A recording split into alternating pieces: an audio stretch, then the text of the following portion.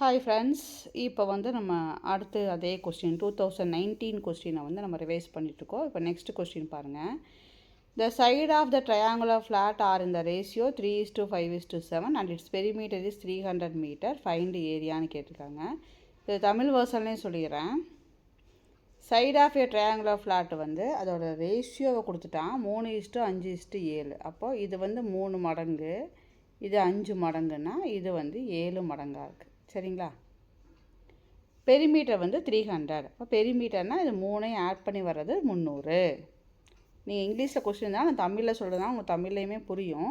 அதனால் தமிழே சொல்கிறேன். Side of a triangular flat are இந்த ரேஷியோ 3:5:7. அப்போ இந்த சைடில் வர சைடு இருக்கு இல்லைங்களா, ட்ரையாங்கிளோட சைடு, அதோட ரேஷியோனாவே எத்தனை மடங்குன்னு தெரியாது. அது 2ஆல் பெருக்கியிருந்தாங்களா 3ஆல் பெருக்கியிருந்தாங்களான்னு தெரியாது.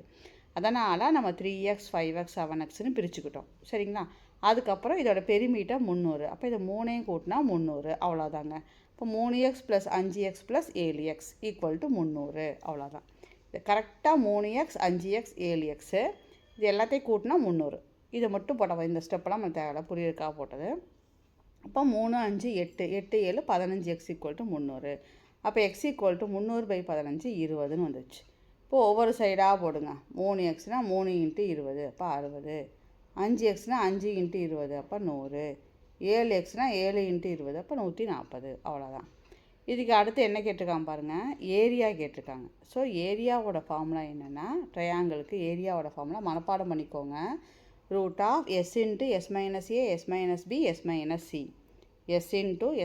- a s - b s - c அப்போது 150 கரெக்டுங்களா? எஸ் என்ன வச்சுப்பாங்க 150. எஸ் எப்படி கண்டுபிடிக்கணும் அப்படின்னா, இந்த 3 பக்கங்கள் கண்டுபிடிச்சோம் இல்லைங்களா, 3 சைடு கண்டுபிடிச்ச 3 பக்கங்கள், அந்த 3ஐயும் கூட்டி 2ஆல் டிவைட் பண்ணி 2ஆல் வகுத்தோம்னா வர்ற ஆன்சர் தான் எஸ்ஸு. இந்த எஸ்ஸுக்கும் இந்த ஏரியாவுக்கும் ஃபார்முலாவை மனப்பாடம் பண்ணிக்கோங்க. இது வந்து ட்ரையாங்கிள் முக்கோணத்தை கண்டுபிடிக்கிறதுக்கு ஈஸியாக இருக்கும். முக்கோணத்தோட பரப்பு formula √s × s - a × s - b × s - cன்னு தான் போடுவோம்.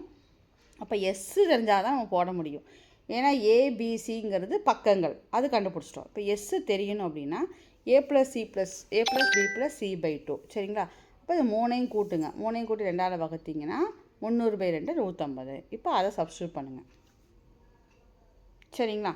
அப்போ 150 150 - 60 150 - 100 150 - 140. இதை வந்து மைனஸ் பண்ணிங்கன்னா இந்த ஆன்சர் வருது. ஸோ 150 3 × 50ன்னு பிரிங்க. 90 9 × 10ன்னு பிரிச்சுருக்கோம். 50 × 10 அப்படியே தான் வச்சுருக்கோம். ஏன் 150 3 × 50ன்னு பிரிச்சிங்கன்னா, நீங்கள் ரொம்ப ஒவ்வொன்றையும் வந்து இப்போ 150 அப்போ வந்து நம்ம 2 டேபிள் 5 ரொம்ப குட்டி குட்டியாக பிரிச்சிங்கன்னா அதுவே பெருசாக இருக்கும். அப்போ நம்ம பேர் பண்ணி போடும்போது நம்மளுக்கு வந்து எக்ஸாமில் டைம் பத்தாது. அதனால் இந்த வந்து நீங்கள் க்ளூவாக வச்சுங்க. இதில் 50ஆம் வாய்ப்பாடு வருது, இதில் 10ஆம் வாய்ப்பாடு வருது. இப்போ இது 50ஆம் வாய்ப்பாடில் போட முடியுமில்ல, அப்படி யோசிங்க. அப்போ 150 50ஆம் வாய்ப்பாடில் போட்டால் 3 × 50, 90 10ஆம் வாய்ப்பாடில் போட்டால் 9 × 10 அப்படி பிரிச்சிட்டிங்கன்னா பாருங்கள், இது 2 பேர் ஆயிரும், இது 2 பேர் ஆயிரும். அப்போ இந்த 3 9 இருக்கிற இந்த மட்டும் பிரித்தா போதும். 3 3ஆகவே வச்சுக்கலாம். 9 3 × 3ன்னு பிரிச்சுக்கலாம். அப்போ உங்களுக்கு பேர் எடுக்க ஈஸியாக இருக்கும். அப்போது பேர் இல்லாமல் மாட்டிக்கிட்டவன் யார்? இந்த 3 மட்டும்தான். அப்போ அது மட்டும் ரூட்டுக்குள்ளே இருக்கட்டும். ஸோ இது 3ஐயும் பெருக்கணும்னா 1500 √3 m². அவ்வளோதான். ஸோ இதில் நல்லா ஞாபகம் வச்சுக்க வேண்டியது s = a + b + c/2. அப்புறம் formula √s × s - a s - b s - c m². சரிங்களா? அடுத்தது 22வது கொஸ்டின். 5 years ago, நான் தமிழ்லே கொஸ்டின் சொல்லிடுறேன். 5 வருஷத்துக்கு முன்னாடி வந்து நூரி வந்து thrice as old as Sonu, சோனுவோட வயசை விட 3 மடங்காக இருந்ததாம். சரிங்களா? 3 மடங்காக இருந்திருக்கு. 10 வருஷம் கழித்து அதே நூரி வந்து twice as old as சோனுவாக மாறுது. அப்போ இப்போ கரண்ட்டில் இப்போ ப்ரெசன்டேஜ் இப்போ அவங்களோட நடப்பு வயது என்னன்னு கேட்குறாங்க. 5 years ago Noori was thrice as old as Sonu, 3 மடங்காக இருந்திருக்காங்க. 10 years later இப்போ 10 வருஷம் கழித்து 10 years later twice as old as சோனுவாக மாறுதுன்னா இப்போ ப்ரெசண்ட்டாக நூரிக்கும் சோனுக்கும் வயசு என்னன்னு கேட்குறாங்க.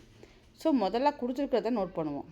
இப்போ சோனுவோட ஏஜும் நூரியோட ஏஜும் 5 வருஷத்துக்கு முன்னாடி என்னமான சொன்னால் 3 மடங்காக இருந்துச்சுன்னு சொன்னாங்க. இது அப்போ இதை எக்ஸுன்னு எடுத்தோம்னா இது 3 மடங்கு.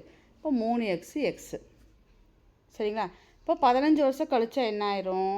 ட்வைஸாக மாறுதுன்னு அர்த்தம். ட்வைஸில் என்ன சொல்ல 2 மடங்காக மாறுது. இப்போ 15 வருஷம் கழிச்சுன்னா இப்போ நம்மளுக்கு இப்போ எனக்கு ஒரு 30 இயர்ஸ்னால் 15 வருஷம் கழிச்சு எனக்கு என்ன ஆகும்? 30 + 15 45 ஆகும். அப்போ 15 நம்ம சேர்த்துக்கணும். இப்போ உங்களுக்கு ஒரு 20 ஏஜ் இருந்தால் 20 + 15 35 ஆகும். அப்போ எனக்கு 15 வருஷம் கழிச்சு 15 வயசு ஏறிச்சுன்னா உங்களுக்கும் 15 வருஷம் கழிக்கும் போது 15 வருஷம் ஏறிடும். அதனால் இப்போ சோனுவோட வயசு 3x 15 வருஷம் கழிச்சு 3x + 5 ஆயிரும். நூரியோட வயசு வந்து எக்ஸுனா 15 வருஷம் கழிச்சு x + 15 ஆகும்போது இது என்னவா மாறின்னு கொடுத்துருக்காங்க? 2 மடங்கு ஆகிடுது, ட்வைஸாக மாறுது. இவங்க ஏஜ் வந்து ட்வைஸாக மாறுது. அதனால் இங்கே 2 போட்டிருக்கோம். இப்போ ப்ராக்கெட் ரிமூவ் பண்ணி இன்டூ பண்ணுங்கள். எக்ஸெல்லாம் ஒரு சைடு கொண்டு வாங்க. இப்போ +2x இந்த பக்கம் வந்து -2x, +15 இந்த பக்கம் வந்து -15. இப்போ ரெண்டையும் கழிச்சிங்கன்னா எக்ஸ் வந்து 15. அப்போது 100 வயசு 3x + 5. இப்போ 3 × 15 + 5. அப்போ 45 + 5 50. அடுத்தது சோனுவோட வயசு x + 5, 15 + 5 20. கரெக்டுங்களா? சரிங்களா? இப்போ அந்த ஆன்சர் கரெக்டானு செக் பண்ணுறதுக்கு உங்களுக்கு தோணுச்சு அப்படின்னா இப்போ என்ன கொடுத்தா 5 வருஷத்துக்கு முன்னாடி 3 மடங்காக வச்சுக்கிறாங்க. அப்போ 5 வருஷத்துக்கு முன்னாடினா 2 பேர்த்துக்குமே 5 வயசு குறைஞ்சிருக்கும். இப்போ இவங்களுக்கு 45 இருக்கும், இவங்களுக்கு 15 இருக்கும். அப்போ இவங்க ஏஜை விட இவங்க 3 மடங்காக இருக்கா? ஸோ நீங்கள் போட்ட ஆன்சர் கரெக்டுன்னு அர்த்தம். இப்படி வச்சு நம்ம ஆன்சரை செக் பண்ணிக்கலாம். சரிங்களா? இது கொஸ்டின் இங்கிலீஷ் இருந்தாலும் நான் தமிழ்லேயும் தான் எக்ஸ்பிளைன் பண்ணிக்கிறேன். ஸோ நோட் பண்ணிக்கோங்க. அதாவது நூரியோட வயசு வந்து சோனுவோட வயசை விட 5 வருஷத்துக்கு முன்னாடி ட்ரைஸாக இருந்துச்சு. ஆனால் 10 வருஷம் கழித்து பார்க்கும்போது நூரியோட வயசு எதுக்கு ஈக்குவலாக இருக்குன்னா 2 மடங்கான சோனுவோட வயசுக்கு ஈக்குவல் ஆகிடுது. சோனுவோட வயசு 2 மடங்கு இருக்குது. அப்போ சோனுவோட வயசு கூட நீங்கள் ட்வைஸ் போடணும், 2 போடணும். சரிங்களா? அப்படி ஞாபகம் வச்சுக்கோங்க.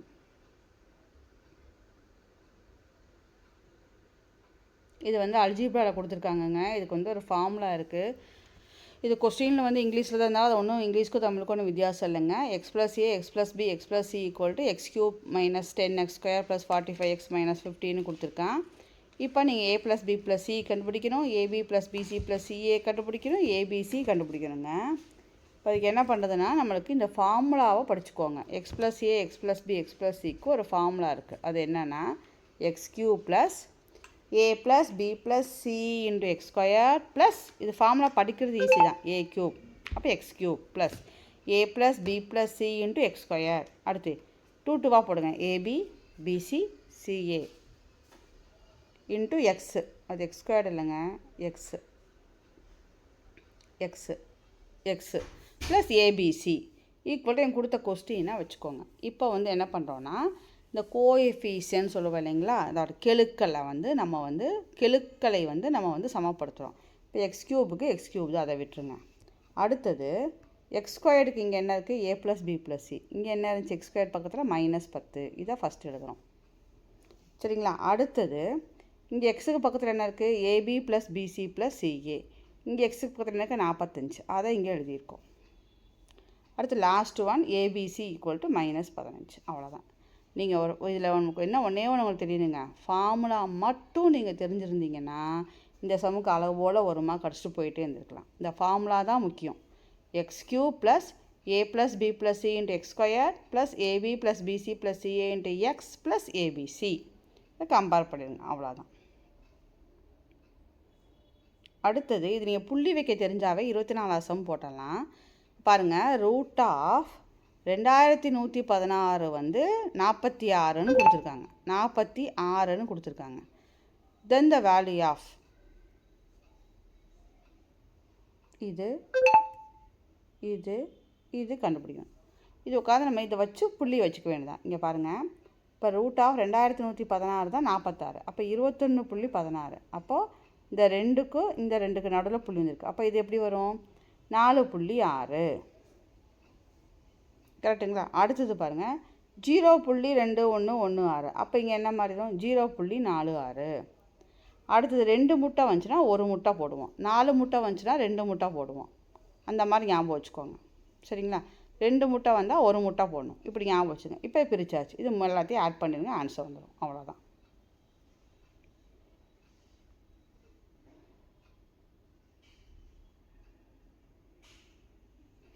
அடுத்தது 25. Pendulum swings through an angle of 30 degree and describe an arc length of 11 cm. Then the length of the pendulum is. அதாவது ஒரு பெண்டுலம் இருக்கு இல்லைங்களா, அது வந்து அப்படியே ஸ்விங் ஆகிட்டே இருக்குதாமா. ஸ்விங்குன்னு அர்த்தம் அலைஞ்சு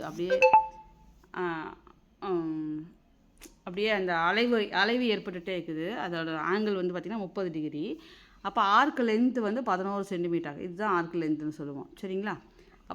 அப்போ இந்த பெண்டலத்தோட லென்த்து, இந்த பெண்டலம் வந்து இப்படி இருக்குன்னா இந்த பெண்டலத்தோட லென்த் என்னன்னு கேட்குறாங்க. இப்போ இதுதான் இப்படி தொங்க விட்டுருக்கோம் அப்படின்னா இப்படி அலைஞ்சிட்டே இருக்கும் இல்லைங்களா, அலைஞ்சிட்டே இருக்கும். இப்போ இந்த அலைஞ்சிட்டே இருக்கிறது ஆர்க் லென்த், இதை அலைஞ்சிட்டு இருக்கிறது இந்த ஆர்க் லென்த்தாக 11 கொடுத்துருக்கான். ஆங்கிள் வந்து 30 டிகிரி மேக் பண்ணுது. நீங்கள் இந்த லென்த் ஆஃப் த பெண்டலம் கண்டுபிடிக்கணும். தொங்க விட்டுருக்கோம் இல்லைங்களா, அதுதான் பெண்டலம்னு சொல்லுவோம். அதோட லென்த்து நம்ம கண்டுபிடிக்கணும். இதுக்கு ஒரு ஃபார்முலா இருக்குங்க 9th. L = θ/360 × 2πr. சரிங்களா? இப்போ ஆர்க் லென்த் எவ்வளோ கொடுத்துருந்தான், ஆர்க் லென்த் ஆஃப் செக்டார் வந்து 11. அப்போ ஆங்கிள் என்ன கொடுத்துருந்தான் 30. 2 இன்ட்டு பைக்கு என்ன போடும் 22/7. 6 தான் கண்டுபிடிக்கணும். கரெக்டுங்களா? லென்த் ஆஃப் த பெண்டலம் கண்டுபிடிக்கணும். முதல்ல ரேடியஸ் கண்டுபிடிச்சிக்கலாம். அப்போ தான் லென்த் ஆஃப் த பெண்டலம் வந்து அதுக்கிட்ட ஈக்குவலாக இருக்கும். சரிங்களா? அப்போ இதை வச்சு நீங்கள் ஆர் கண்டுபிடிக்கலாம். அப்போ கீழே உள்ளதெல்லாம் மேலே போயிடும், மேலே உள்ளதெல்லாம் கீழே வந்துடும். இதை அடித்து போட்டிங்கன்னா R = 21 சென்டிமீட்டர் வருது. ஸோ அந்த length of the pendulum is 21 centimetre. அவ்வளோதான். ஸோ இந்த ஃபார்முலாவை ஞாபகம் வச்சுக்கோங்க. Arc length of the sector = 11 centimetre. அதாவது L = θ/360 × 2πr. இந்த ஆர்க் லென்த் வந்து 11, தீட்டாக்கு 30 போடுறீங்க. 2 × 22/7 R வந்து 6 தான். ஸோ இந்த 6 கண்டுபிடிங்க. That is equal to length of the பெண்டலம்.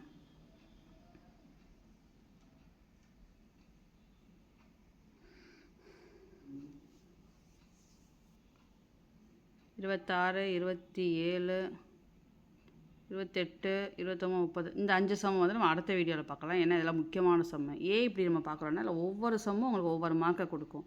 ஒவ்வொரு கான்செப்ட்டும் நீங்கள் மார்க், ஏன்னா நம்ம ஸ்பெஷல் டெட் அப்படிங்கும் போது பார்த்திங்கன்னா ஏற்கனவே கொடுத்த கொஸ்டினில் தான் கொஞ்சம் ஆல்ட்ரேஷன் பண்ணி வர சான்ஸ் இருக்குது.